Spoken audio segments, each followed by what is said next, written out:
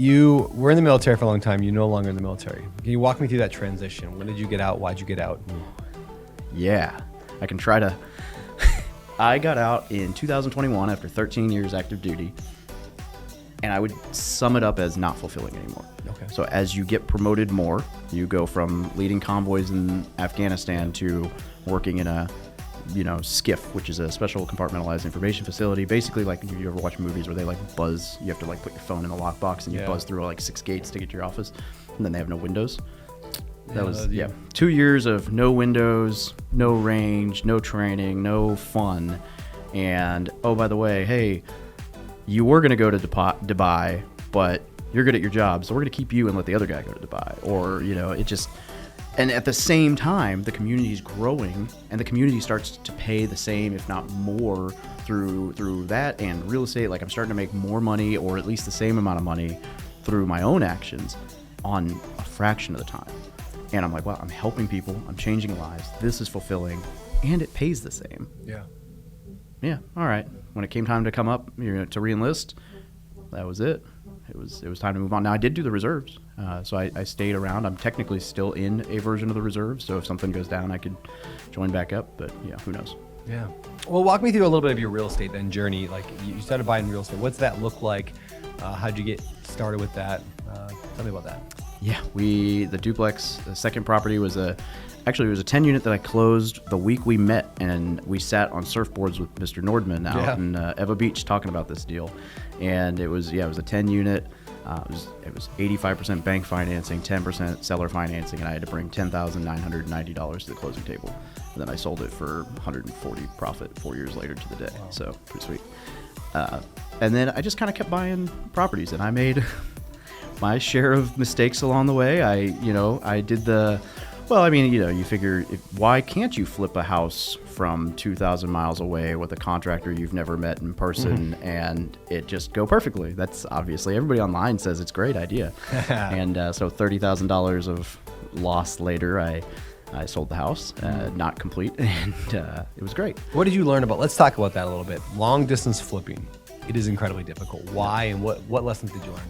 Oh, a ton. The first was not managing the contractor properly. I have this wonderful gift of trusting people too much and not wanting to call people out on things. And so if, I should have had my property manager going by to check the property to hand him a check, because I had my then wife doing that, and she wouldn't even go in the house, hand him a check. And at one point he was sending me pictures of other properties. And it was like the stairs, so it's like I can't tell that this isn't the same house until I visit, and I'm like, dude, there's like a homeless person living in here. Oh, that's the contractor. That's not good. And this thing's not got anything done to it. And then I got a phone call one day that all the materials got stolen off-site. I'm like, great. You have insurance. Like, replace them. He's like, oh, it's on you. I'm like, well, then show me receipts of purchasing. All right. So, he just tried to...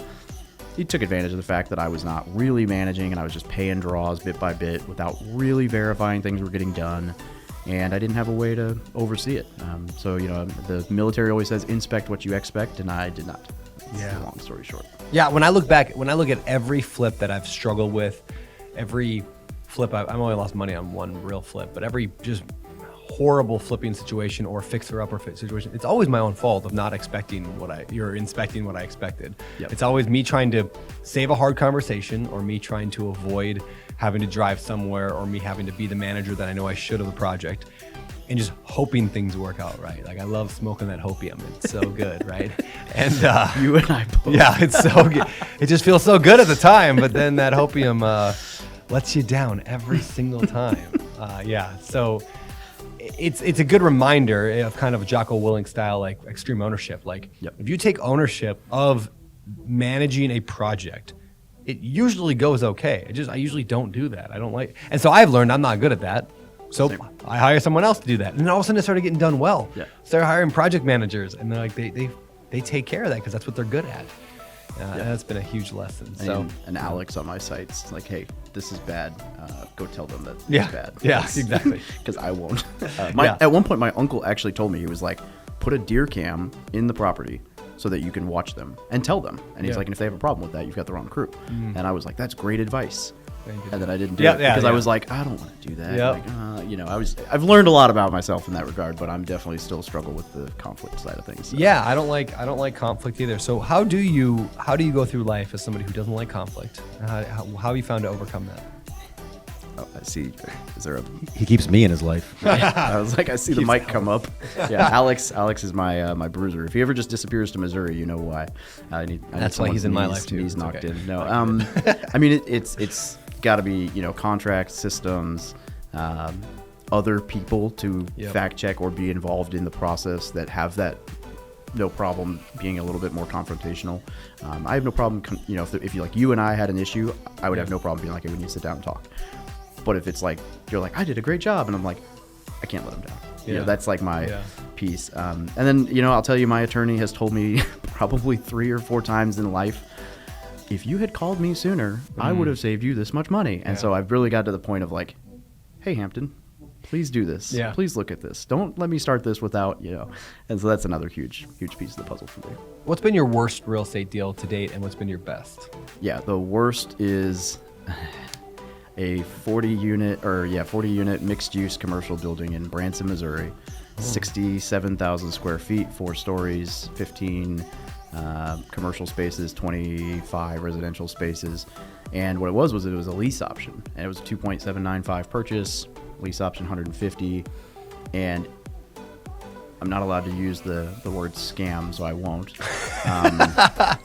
But it was not above board. Like, we got in, and the projected rents weren't what we were collecting. Yeah. And it was like, you have rent roll of this. And then we go to tenants, and they're like, so-and-so told me that if I said I was paying rent when you guys came by, like, they'd let me stay for free until you got rid of me. I'm like, oh, cool. That's nice. Just all kinds of issues. And the guy who leased it to me kept interfering in things. And really, so 4 months in, like, this is absolutely not going to work. Like, you either need to give me my money back, or you need to do, like, tweak a bunch of stuff to make this work. And he's like, oh, it's non-refundable deposit. I'm like, oh, I paid for a Corvette. You gave me the keys to a Civic. Like, that's not how this works. And so 4 years of lawsuit later, we ended up winning on all counts, fraud and misrepresentation and all these things. And we got all of our money back out, plus interest, plus attorney's Really? fees, plus Congrats. damage. So that was great. But that was a great tuition experience, but a massive headache. And, again, when you talk going back to yourself, right, it all goes back to, did I involve my attorney? No, I just used his. One thing I didn't do was, like, when we got off the phone and we agreed to things verbally, I didn't send emails saying, hey, this is what we talked about, please respond to confirm. So there was a lot of agreed upon things that I had no record of, other than the fact that I wrote it down myself, but he could easily be like, we never talked about that. So there was that. Again, I was long distance, and I decided to keep his management in place instead of bringing my tried and true manager in. Lasted about a month, and I brought mine in. I should have just used her right away. And so just a lot of rookie things. And the other piece of that puzzle is I tried to go too big too soon. I was in the 10X Grant Cardone world, and that at that point in time, I had 15 or 16 doors. I was like, we're going to go to 30 this year. And then I found a 40. I'm like, ooh, this checks the box. Let's do it. And so that was the worst. Dude, there's something interesting there, and I don't have an answer for it. I don't know if you have an answer for it, but yeah, how do we balance that 10X mentality of, like, just go bigger, scale, go to the moon, elevate your mindset, don't be afraid, with just the raw reality that scaling requires additional capital, knowledge, expertise, stuff that you might not have yet. How do we balance that ambition with a healthy dose of fear? Yeah, I think you partner with the right mentors, Yeah, and you give, like, hey, that's I'll give you great. 5% to be in this deal with me. Yes. Run the numbers.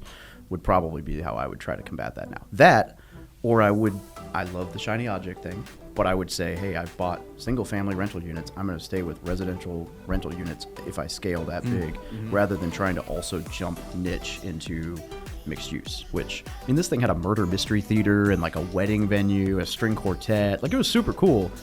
I have no business pulling rent from a wedding venue when I'm like, I have 12 tenants. Yeah. So, yeah. That's a great point, man. Both those things is you try to 10X or expand, whatever you want to call it, double, whatever, outside of your zone of genius, of what you already knew how to do well.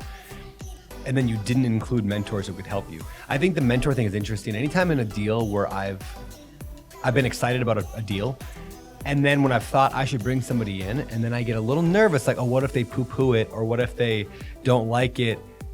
That should be sign number one that I should bring them in. You know, like that would be great. But my ego gets in the way. I'm like, no, I want this deal. I'm emotionally invested in the deal. Yeah. And this is about banks. Whenever a bank crushes a deal, I'm like, they were going to pay for it. It's good that they didn't think this was a good deal. yeah, I told that story before, but I'll say it again now. Is my only flip I ever lost money on, the one I mentioned, was the one that my hard money lender refused to do. The guy I've been using for a number of deals. He's an experienced real estate investor. He goes, no, I don't like this deal. He's like, it's too risky. And I'm like, screw you. And I went and found another lender, and I called 50 different lenders, and I made it work. I pushed my way through that one.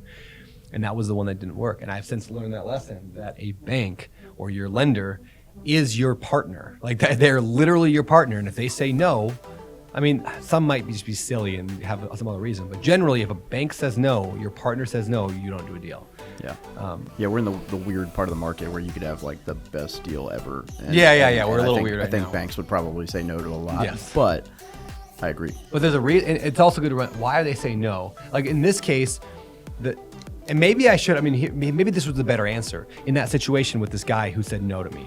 He said he wouldn't fund it. I should have dug into it and just kept asking why. Yeah. Tell me more. Like, tell me why this one worked out. Because what ended up happening, it's going to sound so stupid now that I say it out loud, but I mean, multiple things happened. One, ARV, we just couldn't predict because there weren't many comps. So he would have probably said that, hey, there's no comps for this size of a property.